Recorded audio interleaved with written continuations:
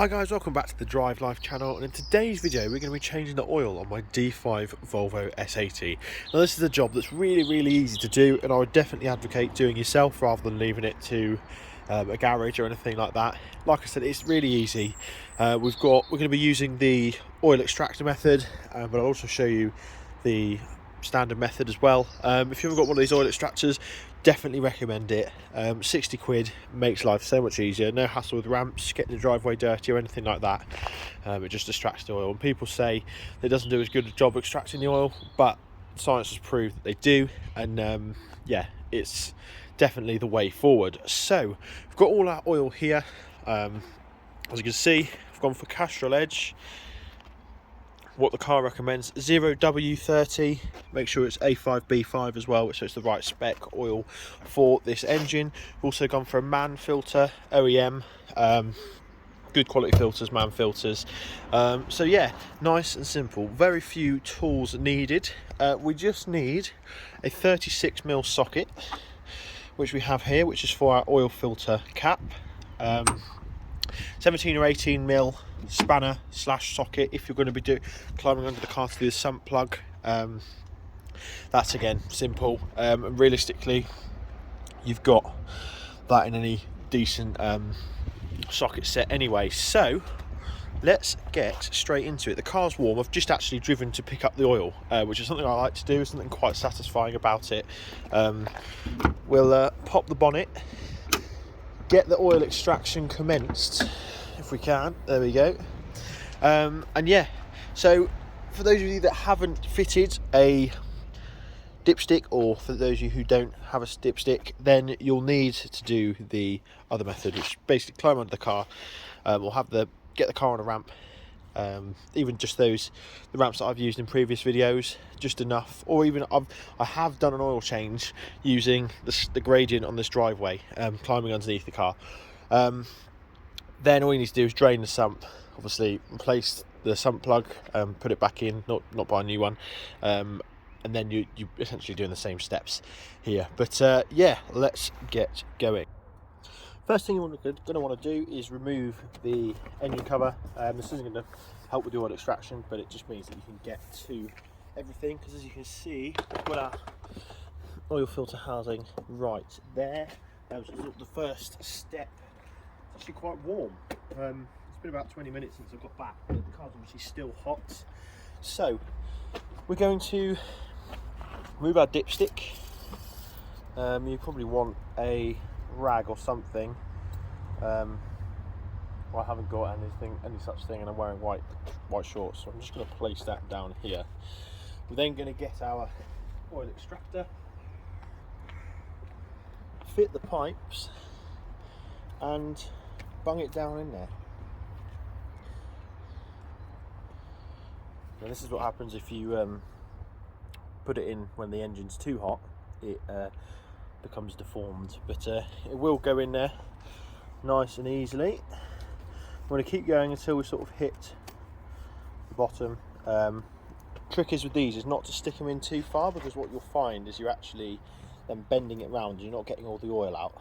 So that's something to consider when using an oil extractor. Then just going to attach the pipe, and I'm just going to play ball. Attach the pipe and start extracting our oil. So let's give the extractor a few pumps now, just to build up the pressure, and it should start extracting our oil. And as you can see here, the oil is sheeting out a fair rate of knots actually. Basically, the warmer the oil is, the quicker this extractor is going to work. So that's why it's always worth, there we go, you're doing it with a hot engine. Now, as you can see on here, we've got ribs, and each rib is a litre, so we've got 1, 2, 3, 4, 5, 6 litres of capacity, probably 6.5. Now the car takes 5.6 litres of oil, so we should get that back. We may get a little more, just because of the rising oil levels issues that these cars have when the regen isn't completed. But what we're going to do now is, just like I said, wait until this is all drained, and we'll get on with our oil filter change now. Okay, so when it comes to changing the filter, what we need to do is just place a slight towel or something like that just to catch any drips, because Volvo in infinite wisdom have placed the oil filter housing directly above the alternator. We don't want oil dripping down into the alternator. So stick our socket on, just crack this off, nice and easy. It shouldn't be too tight, these, because if you do them too tight, it can cause you issues. So just loosen it off like so.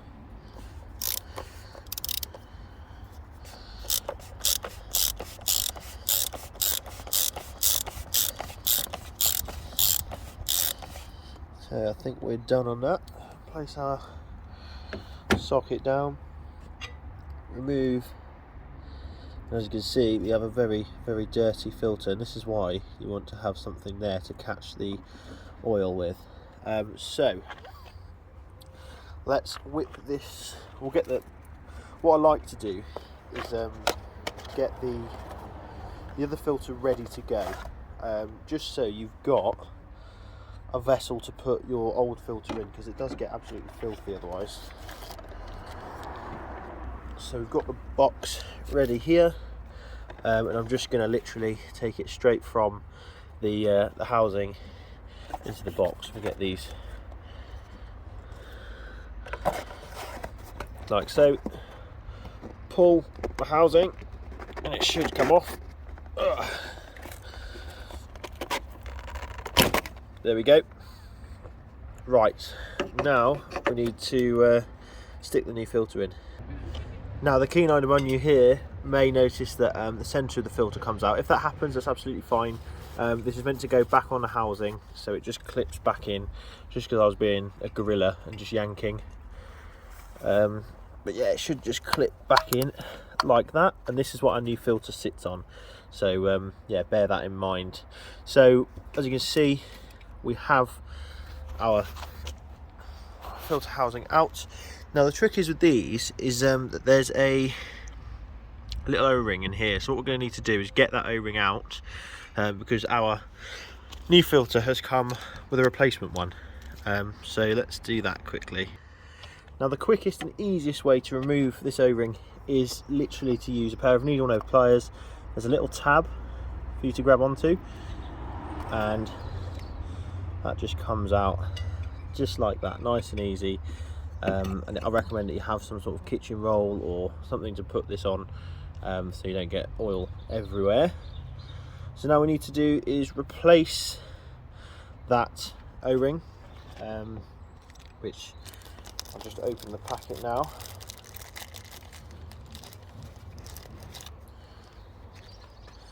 It's just like this, and as you can see, it's quite dry. So what I tend to do, just to enable it to seat properly or easier, is just dip your finger in the oil here, and just lubricate that O-ring, just like that.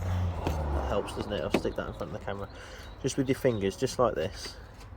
Get some more oil, just so it's got a nice bit of lubricant, and it helps it sits in better as well inside of the filter housing, and create a better seal when you come to it. So there you go, that's all nice and lubricated. So we're now going to place this. Now, there's no cleaner way of doing it than just by putting it in like this and getting your fingers dirty, really. You can use your needle nose pliers just to push it in, make sure it's seated in properly. That's nice and easy like that. Just wipe the fingers off. Now the new filter just slides on just like this. Have this bit at the top, slide it in like so, make sure it clicks. Now we just need to place that in, and we're not going to tighten it up just yet, just until the oil is all drained out. We're doing pretty well on the drainage front. As you can see, we've got 1, 2, 3, 4.5 litres, so a little bit more to go, and I'll join you guys again once that's finished. Okay then guys, so we've just about finished draining, and as you can see, we've extracted 6.5 litres of oil. So that just shows how sort of serious these oil level rising issues can be with the DPF. There's nearly an extra litre that it's gone up there, but no, luckily it's extracted it all fairly easily. So I'm going to remove the extraction tube now from the dipstick, and then we'll tighten up our oil filter. I'm going to fill the oil filter slightly, just so there isn't like an airlock in the system. So when we start it back up, the car is got a nice, I've just got oil everywhere now. Yeah, bear with me while I just clean this up. Okay, so that's that cleaned up. A few little specks of oil on the driveway, but nothing major. Place that there, make sure we don't knock that over, because that will cause a major spillage. So we've got our oil over here. I'm going to start off with the big one, just because obviously we know that it's going to take it all. And what I'll do, just show you a little trick, just to help the car with the startup, is that you can actually fill up this chamber here. I've seen it on a few people do that now, so I might just give that a go and let you guys know how that goes. Okay then, so I'll just remove this again. What I might do is actually use a smaller bottle, just because we'll be able to get in there a little bit easier. I haven't got a funnel, so it's going to be a case of how long it takes me to spill. So it's a when, not if. And we're just going to pierce the top of our oil here, like so, and we'll just pour it to the side. I'm just trying to think of the best way to get in. They really haven't made this very easy, Volvo, if you're watching. Oh, there we go, just a bit of oil in there, nothing too major. Spilt a little bit on the alternator, but we should be fine there. Just so that yeah, there's some oil sort of all the way around the system. So we'll bung this on, and now this filter housing really doesn't need to be done up tight, like I said before. It's just a case of doing it up what I would call socket tight. So just not as tight as you can, but tighter than hand tight, if that makes sense. There we go, look, getting a bit of resistance. I could crank it on more, but I'm just going to leave it there. 25 plus 5 Newton meters is what it says. So that's, yeah, really sort of socket tight. So that's that done. So let's now put all our new oil in and see how we get on. I'm going to put 5.6 litres in, see what the car says, check the dipstick, and yeah, see you guys in a second while I do it. Okay then, so let's get this oil in. We'll remove the cap there. I'm just going to bung the rest of that single litre bottle that I started on earlier, and just because it's easier to manage these smaller bottles. So I normally do one small bottle and then the big bottle, so I've got then a little bit and I can regulate the smaller bottle better in terms of the amounts. And you spilled some there.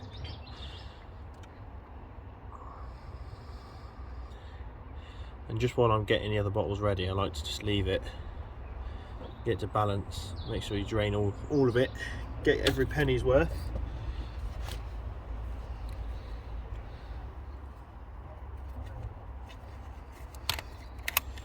And then we'll start with the big bottle. Now these are the messy ones, so this is where I'd recommend using a filter, although I'm not practicing what I preach, but to save you guys the headache.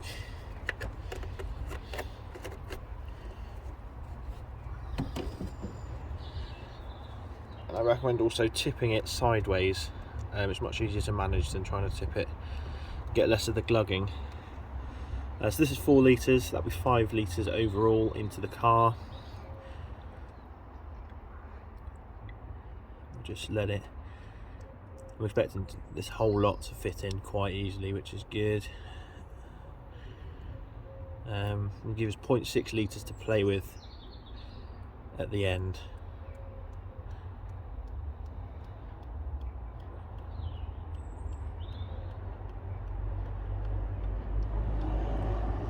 The thing is with this, but before you try and get the final level, you just need to give the oil sort of 10 minutes to settle before you check. Oh, spilt a bit there. Just before you check it, because otherwise you may be chucking more oil in than you need. So we'll leave that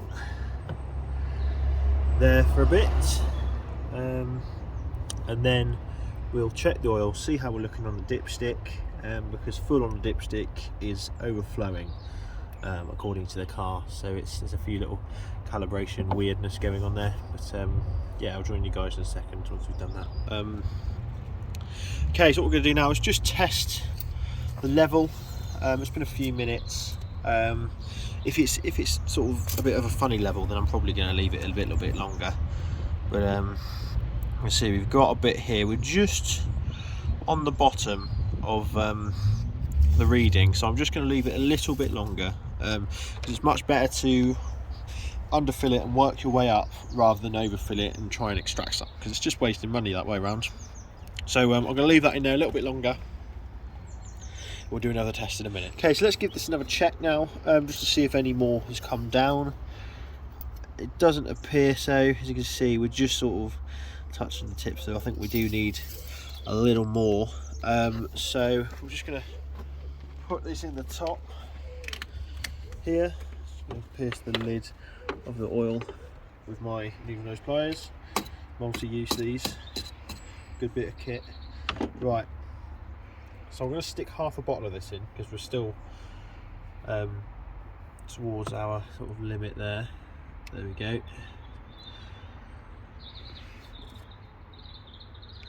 So lovely to pour this.